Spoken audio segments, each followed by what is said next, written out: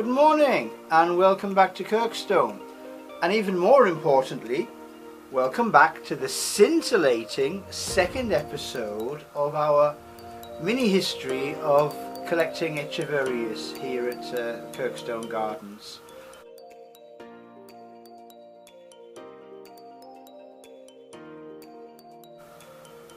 There are basically two parts to this.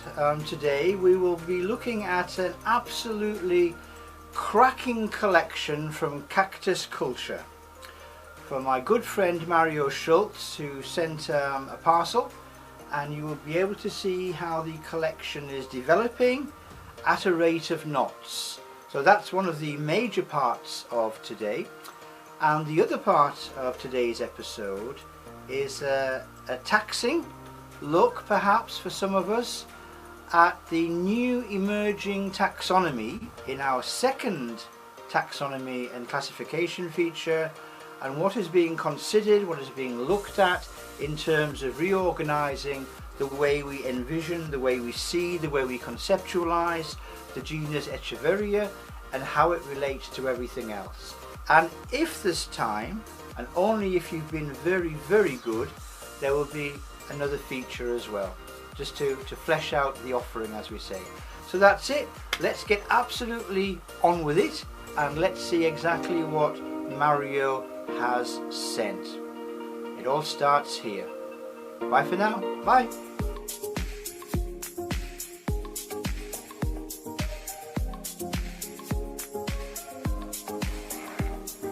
Good morning and welcome back to Kirkstone. I had another small delivery here, which I've just taken out of the in tray. So what do we have in the in tray today? Well, this is from Culture Plants, which is Mario, based in Germany. So I may have some faint recollection of what this actually is, and it might be pertinent and germane to our overall Crassulaceae, specializing at this stage with that North American Echeveria group rather than the South African axis, the Crassulas and Adramyscus. What a nest of bits and pieces. I don't know what you can see there. We have 1, 2, 3, 4, 5,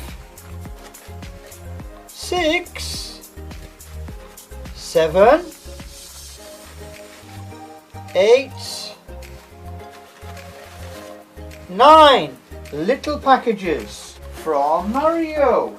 Now, how shall we do this? Well, we'll do it in the way that we normally do it. We'll start with the smallest. In fact, I shall spend a few seconds putting them in some semblance of ad hoc order, imposing a nascent structure on the proceedings. So these are all proceedings. So these are all very small. So I'll start with 1, and then I'll work on through them privately, so you don't have to endure the rigors of me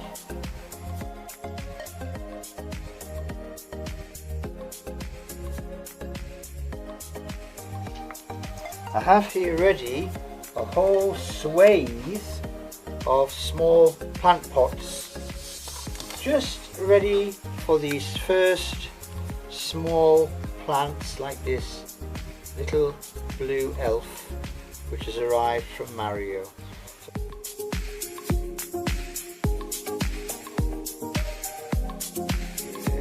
Great plants from Mario Schultz, trading as Cactus Culture on eBay UK, and probably eBay worldwide, to be honest, but obviously I buy them from eBay UK.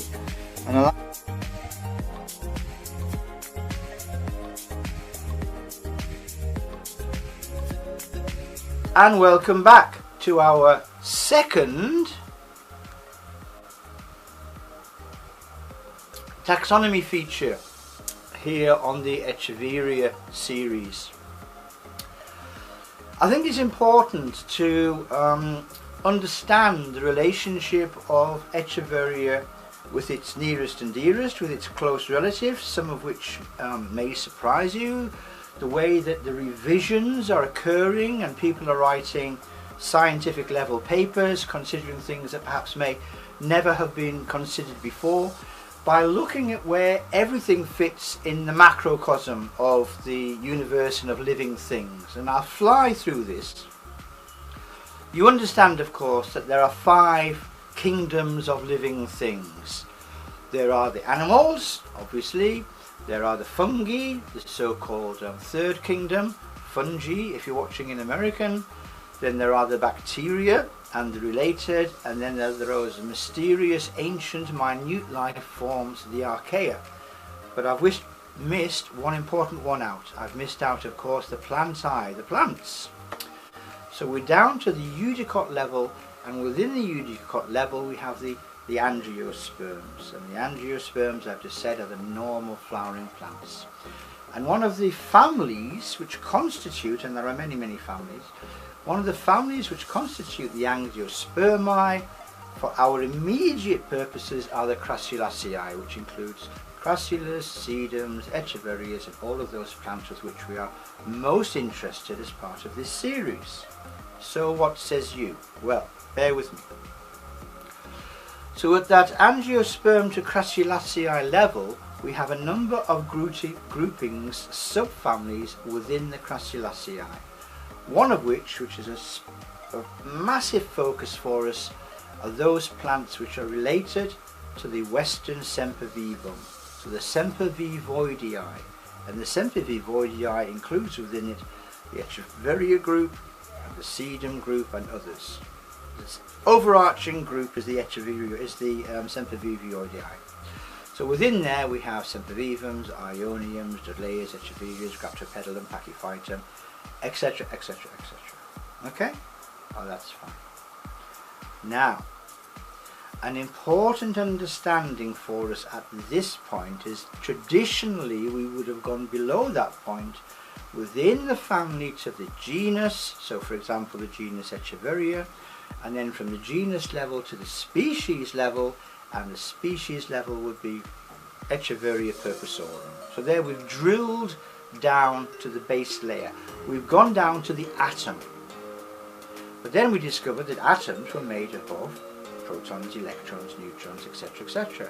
We also discovered that species, and I'm talking about Victorian level thinking here, species could be drilled down also to varieties, which are subspecies, I missed out, subspecies, then varieties, and then forma.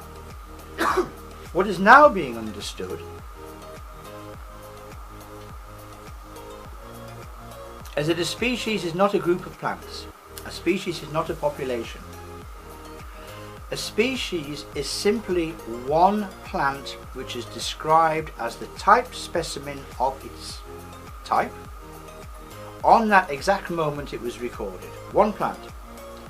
Because, and I alluded to this on the Gymnocalycium video before, you might have one plant on one mountain, another plant on another mountain, to all intents and purposes genetically identical.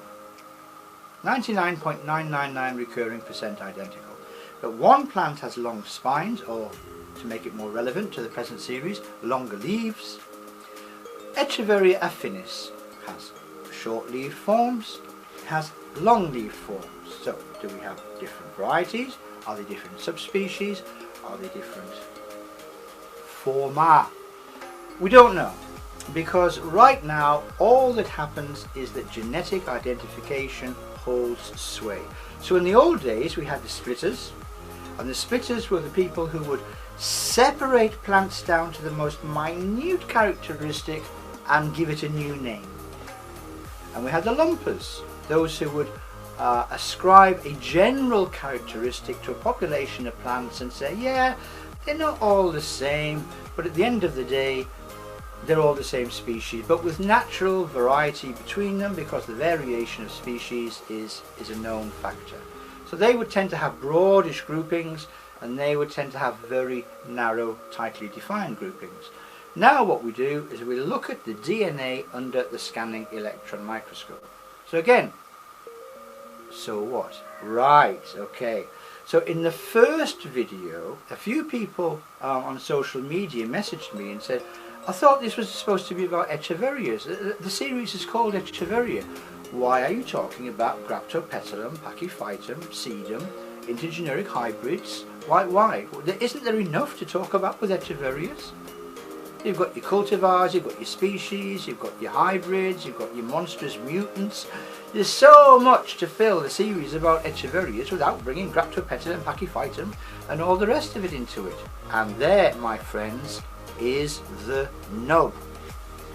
Because at the end of the day, that old understanding of that's the Graptopetalum genus, that's the Sedum genus, that's the Delaea genus, that's the Echeveria genus, that's the Pachyphytum genus, is being thrown out, because genetic studies are showing that, and I did hint at this in the first video, the genus Echeveria is polyphyletic, which means it cannot be traced back to one single ancestor.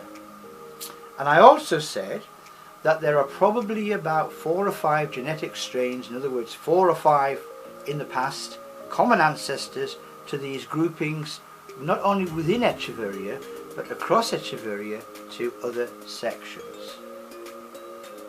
So let's throw out our understanding of genus for the time being. We can come back to it. What we're looking at now is a scientific novelty which has emerged over the last 25 years or so of the clade. And the clade, C-L-A-D-E, is a group of plants clearly seen to be related genetically. Whether or not that might at first appearance be obvious, or indeed sometimes not obvious at all. And again, I'll come to that very, very soon before I wind up. The latest research shows that the genus Echeveria and its closest relatives should be divided into 4 groups. So that overall, that overarching Echeveria concept is shattered. So we have group 1, and group 1 will form the focus of the next taxonomic review in the next video. Group 1 contains Pachyphytum, just Pachyphytum.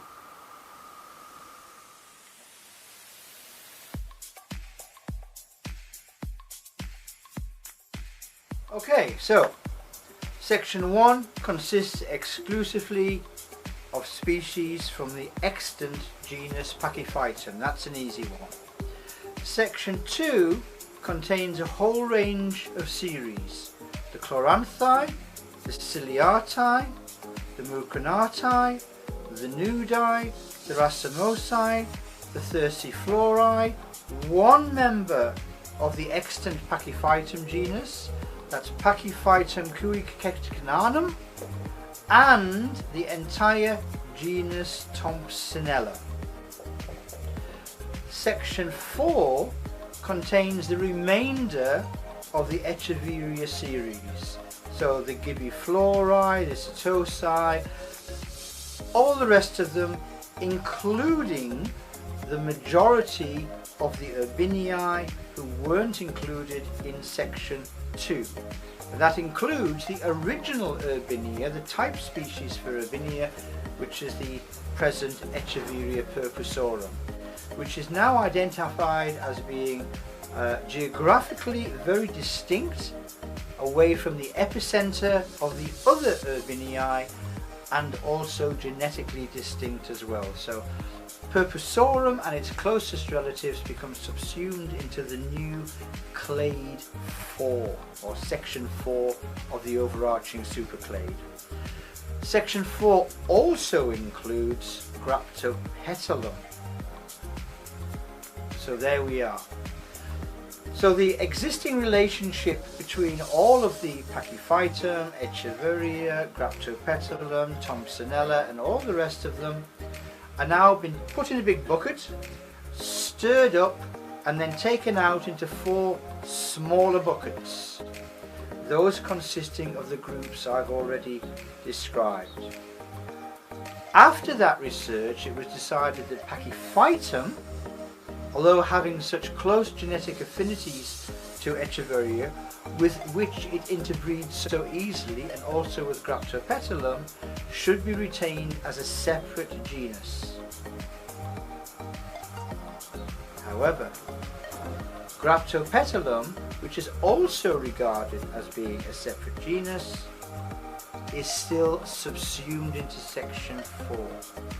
All this on the basis that the genetic identity of Echeveria and its close relatives, because I'm not separating them, I'm keeping them in that big bucket for now. Echeveria and its close relatives are not only not monophyletic, they're not even polyphyletic, they are paraphyletic. Echeveria has genetic strands reaching into its close relatives. So that's it basically, that's the current thinking on Echeveria, Graptopetalum, Thompsonella, Pachyphytum and all of the rest of those related.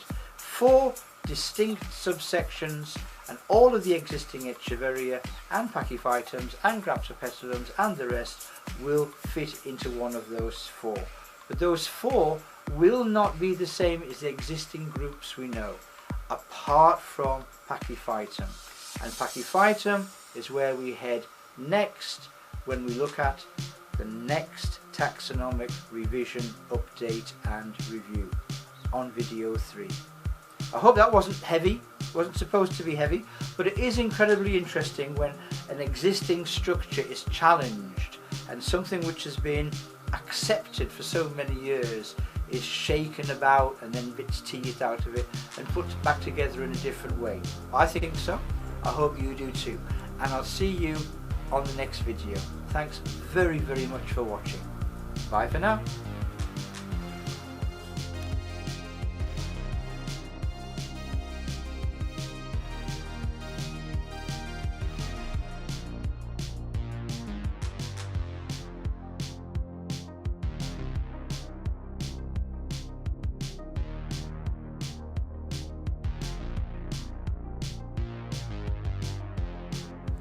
And there we are. So we're adding continuously to this little collection of Echeverias and relatives and the odd interloper like this Haworthia groenwaldi.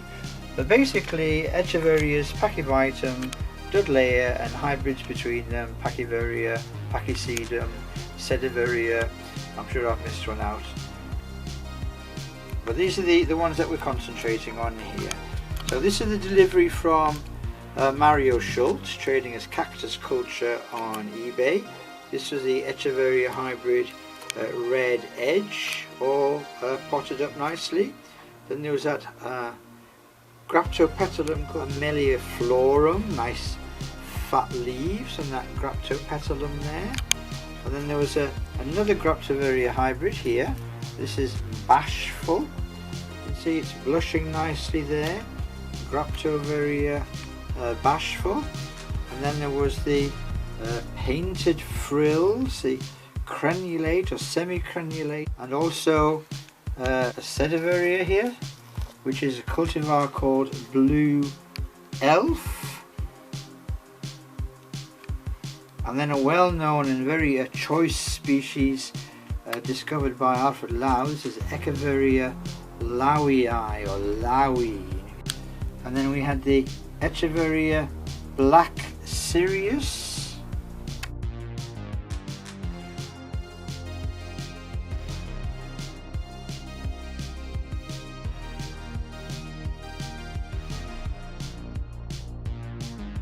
Okay, and here we are, the morning after, just having a quick look over our little Echeveria collection, which is gathering pace and building up rather nicely.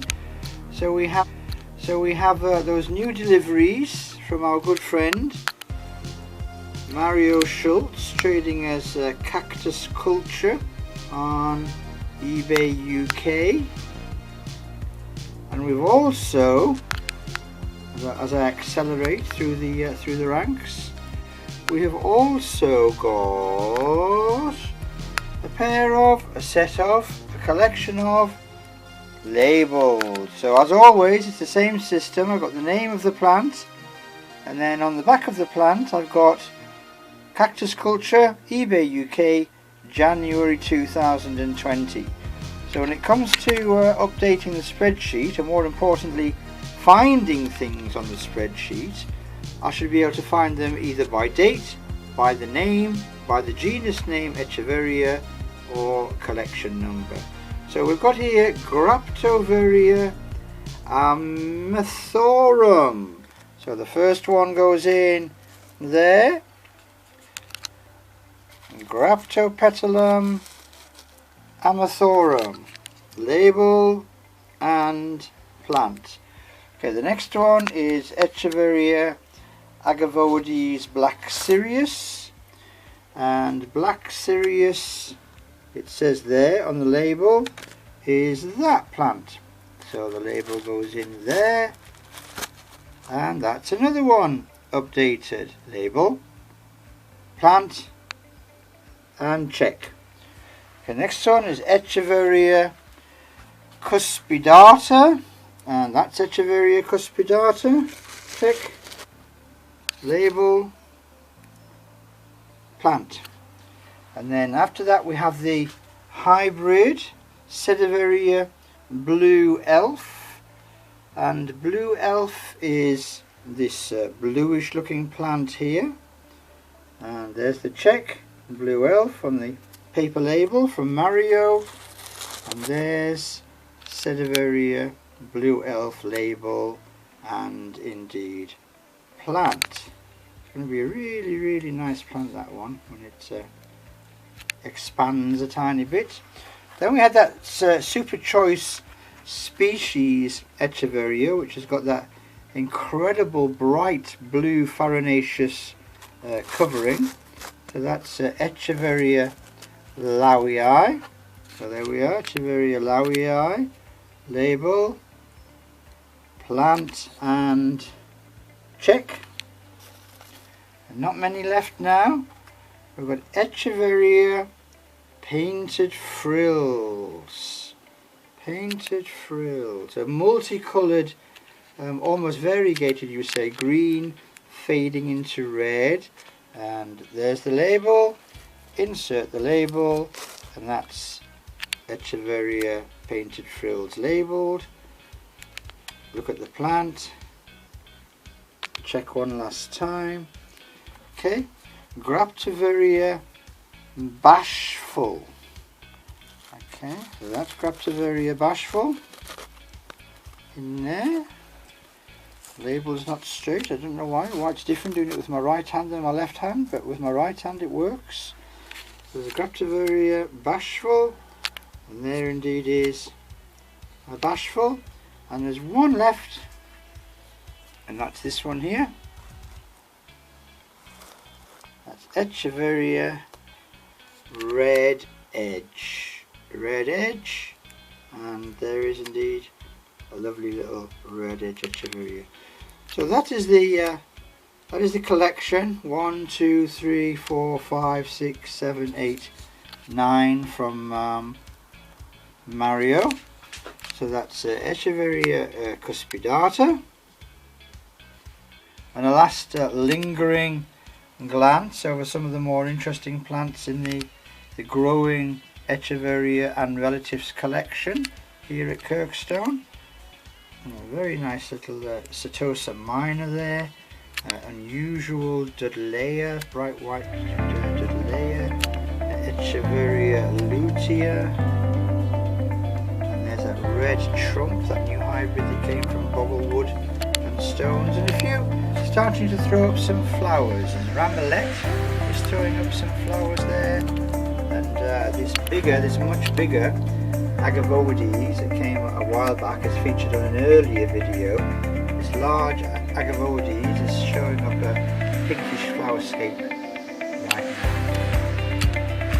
Okay, so there we are, Echeverias and their relatives. Growing collection, and there'll be some more very soon. Check back whenever you can. There's always more to see. Bye for now. Bye.